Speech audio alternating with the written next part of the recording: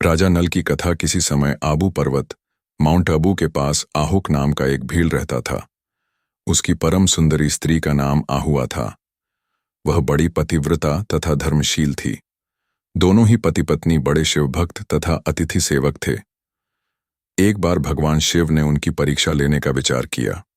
उन्होंने एक यति मानव का रूप धारण किया और संध्या के समय उन दोनों के घर पर जाकर कहने लगे, भील तुम्हारा कल्याण हो, मैं आज रात भर यहीं रुकना चाहता हूं। क्या तुम दया कर एक रात मुझे अपने यहां रहने के लिए स्थान दे सकते हो? इस पर भील ने उनके भीमकाय शरीर को देखकर कहा, स्वामिन मेरे पास स्थान बहुत थोड़ा है, खाक उसमें आप कैसे रह सकते हैं?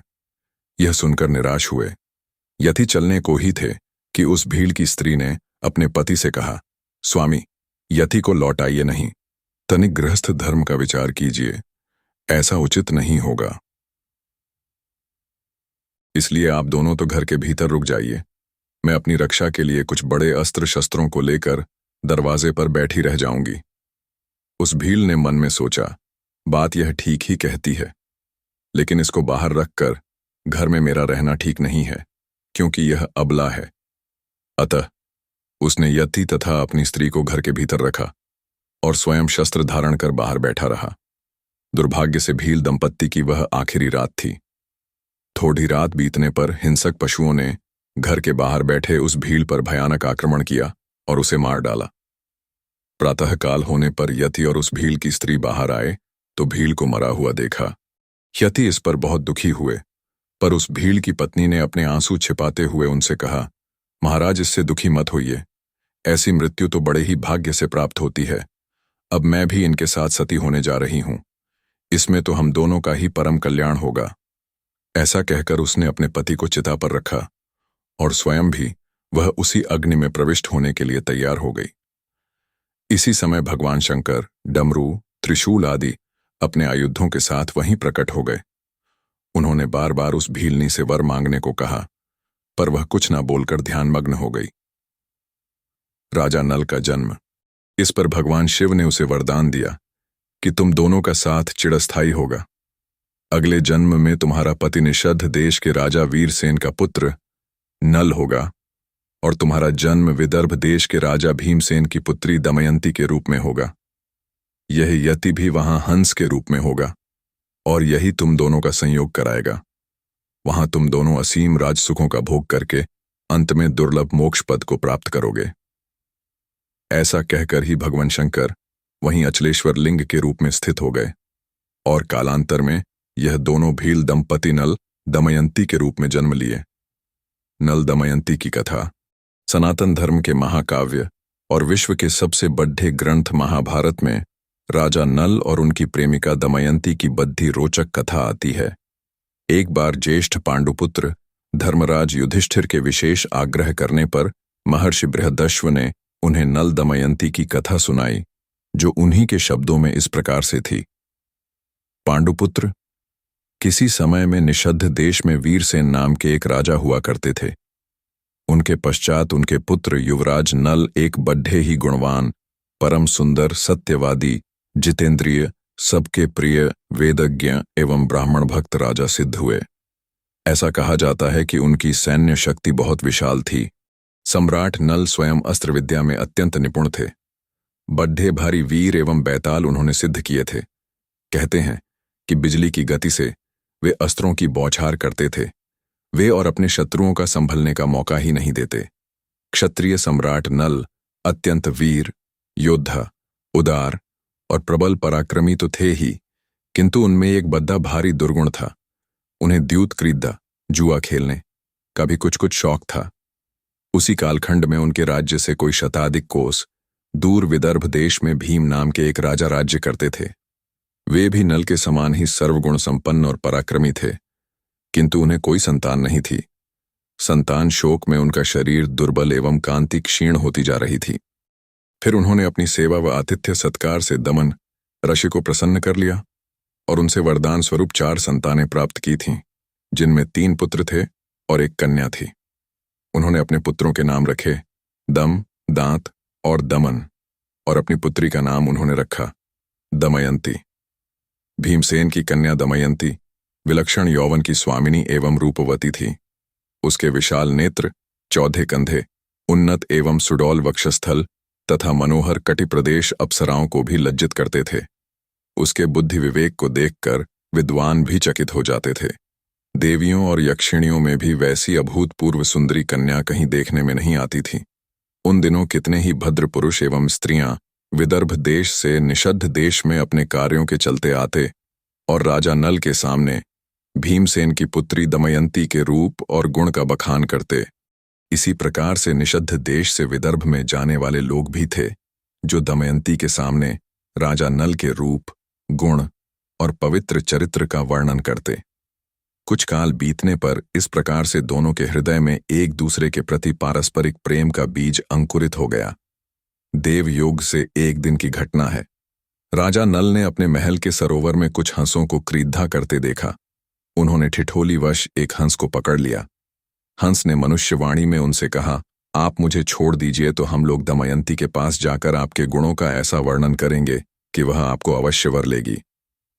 सम्राट नल सकते में आ गए, क्योंकि उस हंस ने उनके अंतर्मन में बसी हुई उनकी प्रेमिका को पहचान लिया था। उन्होंने हंस को छोड़ दिया। राजा से विदा लेकर वे सारे हंस उड़कर विदर्भ देश में गए। दमयंती अपने राजमहल के सरोवर के उन हंसों को देखकर बहुत प्रसन्न हुई और हंसों के पास जाने के लिए उनकी ओर दौड़ने लगी।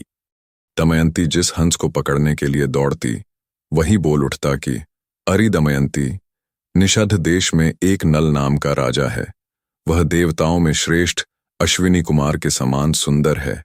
मनुष्यों में तो उसके समान सुंदर एवं तेजस्वी और कोई नहीं है। वह तो मानो साक्षात कामदेव ही है। यदि तुम उसकी अर्धांगिनी हो जाओ तो तुम्हारा जन्म और रूप दोनों सफल हो जाए। वे हंस लगातार दमयंती से ठिठोली कर रहे थे। उन्होंने दमयंती से कहा, अब हम लोगों ने तो देवलोक, गंधर्वलोक, मनुष्यलोक, नागलोक और पाताललोक को भी घूम घूम कर देखा है। नल के समान सुंदर पुरुष देखने में कहीं नहीं आया।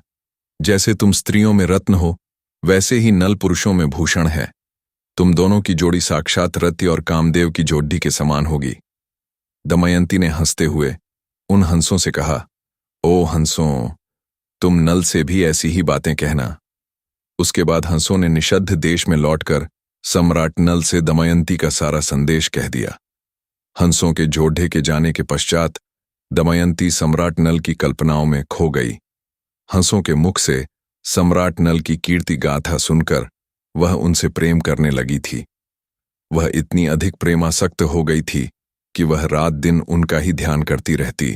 वियोग में शरीर दुर्बल और कांति क्षीण पर डीडीएचने लगी थी उसकी। दीन अवस्था को प्राप्त हुई वह सखियों से भी कटी कटी सी रहने लगी थी वह, किंतु उसकी सखियां उसकी इस अवस्था से परिचित थीं और उनसे रहा न गया। उन्होंने विदर्भराज से निवेदन किया कि महाराज, आपकी पुत्री अस्वस्थ हो गई है। आप यथाशीघ्र उसके स्वास्थ्य लाभ के लिए उचित कदम उठाएं। राजा भीमसेन पहले से ही इस संबंध में गंभीर थे। उन्होंने अपनी पुत्री के अस्वस्थ होने के संबंध में बड़ा विचार किया, राजवैद्य से विमर्श किया। अंत में वह इस निष्कर्ष पर पहुंचे कि मेरी पुत्री विवाह योग्य हो गई है, इसलिए यथाशीघ्र इसका स्वयंवर कर देना चाहिए। उन्होंने दूर देश के राजाओं को भी स्वयंवर का निमंत्रण पत्र भेज दिया और उन्हें सूचित कर दिया कि नृपतियों को दमयंती के स्वयंवर समारोह में उपस्थित होकर उसकी शोभा बढ़ानी चाहिए और मेरा मनोरथ पूर्ण करना चाहिए। देश विदेश के नृपति, सम्राट, हाथी, घोड़े और रथों की ध्वनि से पृथ्वी को मुखरित करते हुए सज धज कर विदर्भ देश में पहुंचने लगे। भीमसेन ने सबके स्वागत सत्कार की समुचित व्यवस्था की थी। दैव योग से कुछ ऐसा हुआ कि देवर्षि नारद और पर्वतराज के द्वारा देवताओं को भी दमयंती के स्वयंवर का समाचार मिल गया। विभिन्न स्वर्गों के इंद्र आदि समेत सभी लोकपाल भी अपनी मंडली और वाहनों सहित विदर्भ देश के लिए प्रस्थान किए। उधर सम्राट नल के चित्त को पहले से ही दमयंती ने हर लिया था। उन्होंने भी जगत सुंदरी दमयंती के स्वयंवर में सम्मिलित होने के लिए विदर्भ देश की ओर प्रस्थान किया। अलग अलग लोक के देवताओं ने अपने स्वर्ग से विमान द्वारा उतरते समय देख लिया था कि कामदेव के समान सुंदर और बलिष्ठ देह यष्टि वाले नल दमयंती के स्वयंवर के लिए जा रहे हैं। नल की सूर्य के समान कांति और लोकोत्तर रूप संपत्ति से वे देवता गण भी स्तब्ध हो गए। उन्हें लगा कि मनुष्यों में यह कौन है जिसके रूप और यौवन के सामने देवतागण भी मलिन दिखलाई पर डीच रहे हैं। थोड़ी देर के आपस के वार्तालाप के पश्चात उन्होंने पहचान लिया कि ये सम्राट नल हैं। इसके पश्चात उन देवताओं ने अपने अपने विमानों को आकाश में ही स्थिर कर दिया और नीचे पृथ्वी पर उतरकर नल के सामने आ गए और उनसे कहा, हे सम्राट नल, आप बड़े सत्यव्रती हैं। आप हम लोगों की सहायता करने के लिए हमारे दूत बन जाइए। नल ने अपनी सहमति प्रदान कर दी और कहा कि ठीक है, करूंगा। फिर उनसे पूछा कि महाभाव, आप लोग कौन हैं और मुझे दूत बनाकर मुझसे कौन सा कार्य कराना चाहते हैं? इंद्र ने कहा, हम लोग देवगण हैं। मैं इंद्र हूं और ये अग्नि, वरुण और यम हैं। हम लोग दमयंती के स्वयंवर के लिए यहां आए हैं। देवताओं ने नल से आग्रह किया कि सम्राट, आप हमारे दूत बनकर दमयंती के पास जाइए और कहिए कि इंद्र, वरुण, अग्नि और यम देवता तुम्हारे पास तुमसे विवाह करने के लिए आए हैं। इनमें से जो तुम्हें पसंद हो उस देवता को पति के रूप में स्वीकार कर लो। सम्राट नल ने एक उड्डती हुई दृष्टि सभी देवताओं पर डाली और नमस्कार की मुद्रा में विनम्रतापूर्वक उनसे कहा कि हे देवराज, वहां आप लोगों के और मेरे जाने का एक ही प्रयोजन है, इसलिए आप मुझे दूत बनाकर वहां भेजें। यह किसी भी दृष्टिकोण से उचित नहीं है। जिसकी किसी स्त्री को पत्नी के रूप में पाने की इच्छा हो चुकी हो, वह भला उसको कैसे छोड़ सकता है और उसके पास जाकर ऐसी बात कह ही कैसे सकता है? ये आप लोग को स्वयं सोचना चाहिए। आप लोग कृपया इस विषय में मुझे क्षमा कीजिए और मेरा मार्ग निष्कंटक कीजिए। सम्राट नल के धधकते तेज के आगे सभी देवता मार्ग से हट गए। राजा नल का विवाह अंततः वह घड्डी आई जिसकी सभी को प्रतीक्षा थी। दमयंती का स्वयंवर हुआ और वहां एक ऐसी घटना घटी जिसने कियों को आश्चर्य में डाल दिया।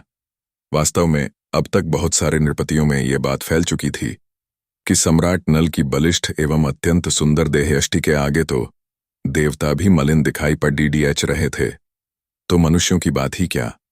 इन्हीं सब कारणों से उस स्वयंवर में न केवल धरती के राजा बल्कि देवता भी सम्राट नल का रूप धरकर आ गए। अब स्वयंवर में एक साथ कई नल खड़े थे। सभी लोगों के साथ साथ विदर्भ नरेश भीमसेन भी परेशान थे कि असली नल कौन होगा, लेकिन दमयंती जरा भी विचलित नहीं हुई। उसने अपने अंतःचक्षुओं से ही अपने असली नल को पहचान लिया। दमयंती को इस प्रकार से अपने हृदय सम्राट नल को पहचानते देखकर समस्त देवताओं ने भी उन दोनों का अभिवादन किया और धरती के नृपतियों ने उनका अभिनंदन किया। इस तरह आंखों में झलकते भावों से ही दमयंती ने असली नल को पहचानकर अपना जीवन साथी चुन लिया था। नव दंपत्ति को देवराज इंद्र समेत सभी देवताओं का आशीर्वाद प्राप्त हुआ। दमयंती निषद्ध नरेश राजा नल की महारानी बनी। दोनों बड़े सुख से समय बिताने लगे। दमयंती एक दिव्य स्त्री थी। पतिव्रता स्त्रियों में वह शिरोमणि थी। अभिमान तो उसे कभी छू भी न सकता था। कालानुक्रम में दमयंती के गर्भ से एक पुत्र और एक कन्या का जन्म हुआ। दोनों बच्चे माता पिता के अनुरूप ही सुंदर रूप और दिव्य मानवीय गुणों से संपन्न थे। किंतु समय सर्वदा एक सा नहीं रहता। दुख सुख का चक्र निरंतर चलता ही रहता है। वैसे तो महाराज नल गुणवान, धर्मात्मा तथा पुण्यश्लोक थे, किंतु उनमें एक प्रबल दोष था, द्युत यानी जुए का व्यसन। नल के एक भाई का नाम पुष्कर था। वह नल से अलग रहता था। यद्यपि पुष्कर स्वयं व्यसनी था एवं नल से भयंकर ईर्ष्या करता था, किंतु नल के मन में उसके प्रति कोई दुराव नहीं था। भाग्य ने पलटा खाया और पुष्कर ने उन्हें द्यूत क्रीड़ा के लिए आमंत्रित किया। खेल आरंभ हुआ। भाग्य अत्यंत प्रतिकूल हो रहा था और नल इसका अनुमान तक न लगा सके। उस द्यूत क्रीड़ा में नल हारने लगे। उनका सोना, चांदी, रथ, राजपाट सब हाथ से निकल गया। महारानी दमयंती ने थोड़ा अनुमान लगा लिया था। उन्होंने प्रतिकूल समय जानकर तत्काल अपने दोनों बच्चों को विदर्भ देश की राजधानी कुंडिनपुर भेज दिया। इधर नल जुए में अपना सर्वस्व हार गए। यहां तक कि उन्होंने अपने शरीर के सारे वस्त्राभूषण उतार दिए। केवल एक वस्त्र पहनकर नगर से बाहर निकले। उनकी धर्मपत्नी दमयंती ने भी मात्र एक साड़ी में पति का अनुसरण किया। दोनों नगर के बाहर वन में आ गए रहने के लिए। एक दिन जंगल में राजा नल ने सोने के पंख वाले कुछ पक्षी देखे। नल ने सोचा, यदि इन्हें पकड़ लिया जाए तो इनको बेचकर निर्वाह करने के लिए कुछ धन कमाया जा सकता है। ऐसा विचार कर उन्होंने अपने पहनने का वस्त्र खोलकर पक्षियों पर फेंका, किंतु वे पक्षी वह वस्त्र लेकर उड़ गए। अब राजा नल के पास तन ढकने के लिए भी कोई वस्त्र न रह गया। नल का भाग्य प्रबल रूप से प्रतिकूल हो रहा था। नल अपनी अपेक्षा दमयंती के दुख से अधिक व्याकुल थे। एक दिन दोनों जंगल में एक वृक्ष के नीचे एक ही वस्त्र से अपना तन छिपाए आराम कर रहे थे। दमयंती को थकावट के कारण नींद आ गई।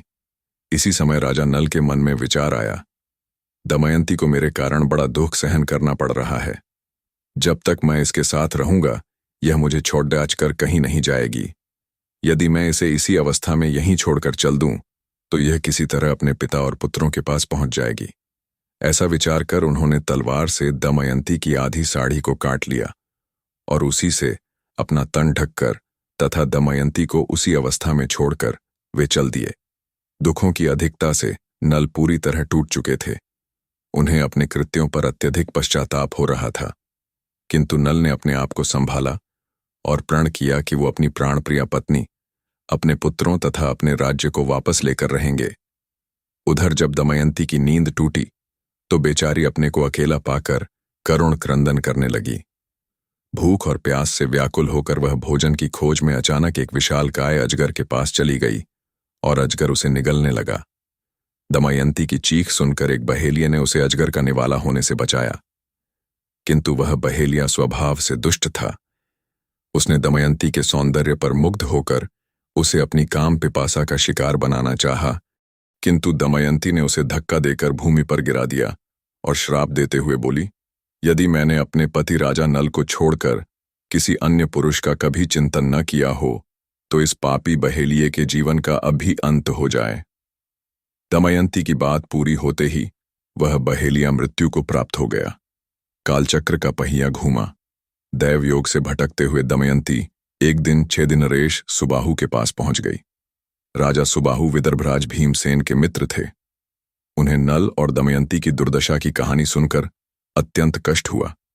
साथ ही इस बात का संतोष भी हुआ कि अब दमयंती अपने पिता के महल में सुरक्षित पहुंच जाएगी, किंतु दमयंती ने उसे धक्का देकर भूमि पर गिरा दिया और श्राप देते हुए बोली, यदि मैंने अपने पति राजा नल को छोड़कर किसी अन्य पुरुष का कभी चिंतन न किया हो तो इस पापी भेलिये के जीवन का अभी अंत हो जाए। दमयंती की बात पूरी होते ही वह बहेलिया मृत्यु को प्राप्त हो गया। कालचक्र का पहिया घूमा। दैवयोग से भटकते हुए दमयंती एक दिन 6 दिन रेश सुबाहु के पास पहुंच गई। राजा सुबाहु विदर्भराज भीमसेन के मित्र थे। उन्हें नल और दमयंती की दुर्दशा की कहानी सुनकर अत्यंत कष्ट हुआ। साथ ही इस बात का संतोष भी हुआ कि अब दमयंती अपने पिता के महल में सुरक्षित पहुंच जाएगी।